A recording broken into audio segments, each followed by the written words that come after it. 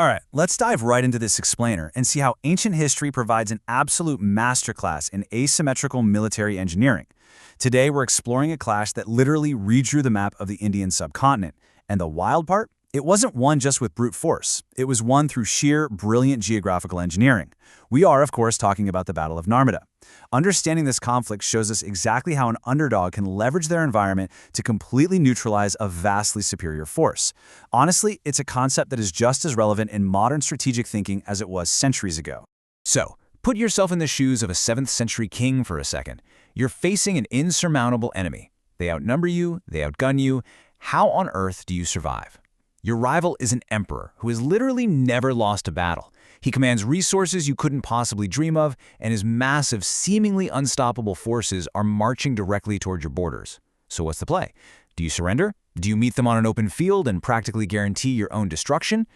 Or do you rewrite the rules of engagement entirely? In this explainer, we are opening up the historical dossier on the Battle of Narmada to analyze Pulakeshin II's masterstroke through a military engineering framework. We'll be walking through the imperial superpower threat, how he designed a geographical bottleneck, his tactical ravine ambushes, the deployment of biological tanks, and finally, the lasting legacy of this whole encounter. Okay, kicking things off with Section 1, the imperial superpower threat. To set the stage, our timeline really kicks off in 610 CE. That's when Pulakeshin II takes the throne of the Chalukya dynasty down in the Deccan. Now, he was incredibly ambitious. He survived multiple early challenges and eventually started expanding his territory. But in 618 CE, he made an audacious move into the Gujarat region, specifically Lata, and well, that crossed a major line. Harsha, who was the paramount lord of North India at the time, decided to march his unstoppable forces south just to punish Pulakeshin. This tension boiled over into the ultimate clash between 618 and 619 CE. Now, what's truly fascinating here is the sheer contrast between these two forces. It is staggering. On one side, you have Harsha's wealthy northern empire. They relied on vast infantry and these incredibly heavy, complex formations that were absolutely devastating on the flat plains of northern India.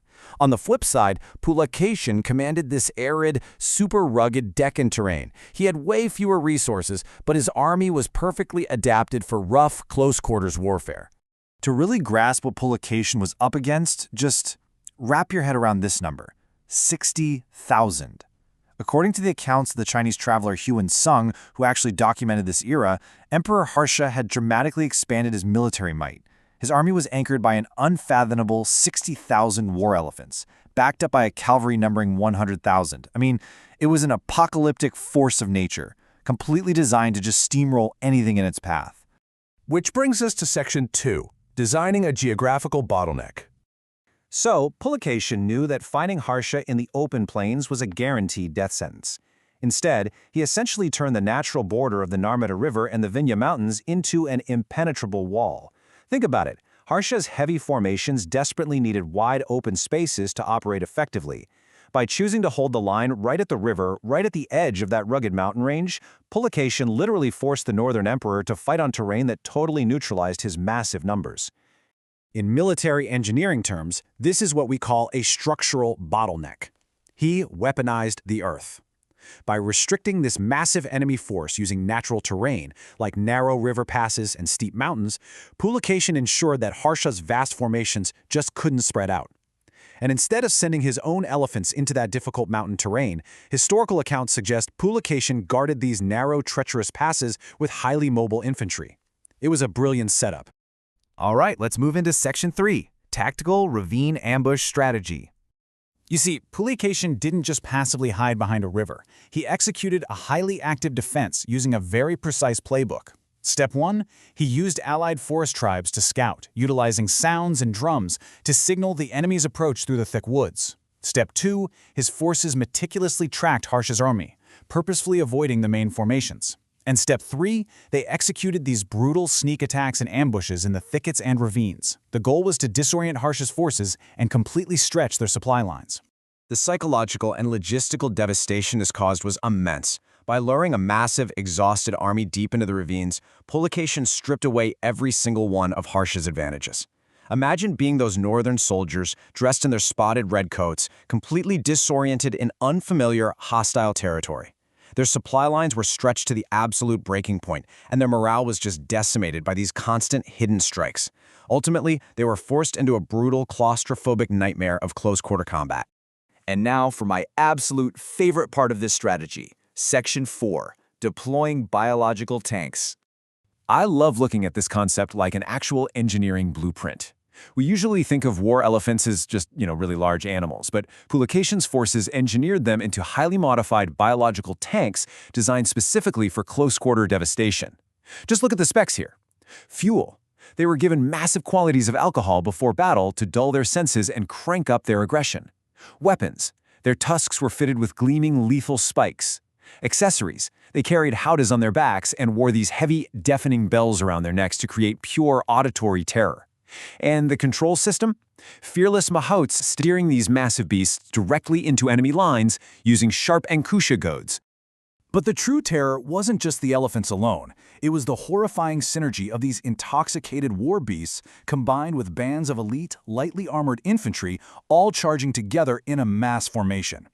Bunched tightly together to the hypnotic, terrifying beat of battle drums, these animals and their fearless infantry escorts physically trampled and gored Harsha's disjointed formations right there in the narrow ravines. It was incredibly violent, totally visceral, and above all, flawlessly effective. Finally, let's wrap things up with Section 5, the legacy of Narmada. In the end, the sheer cost in blood and those completely shattered supply lines forced the undefeated Northern Emperor to accept an impossible reality. He could not win.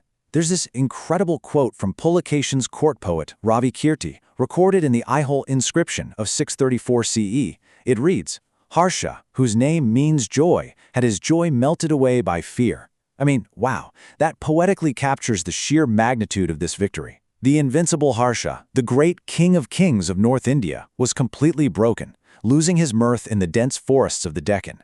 And the geopolitical shockwaves from this? They were immediate.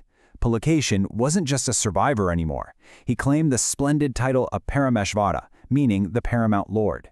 Crucially, the Narmada River became the formalized, permanent border between North and South India for generations to come. After this devastating reality check, Harsha never again attempted to expand his empire into the Deccan. So as we wrap up this explainer, I really want to leave you with a thought to chew on. Whether we are talking about the 7th century or modern-day conflicts, does leveraging your environment fundamentally outweigh having the biggest army?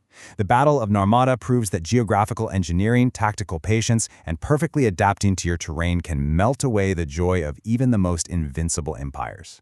Thank you so much for joining me for this analysis. Keep questioning, keep learning, and I will see you in the next explainer.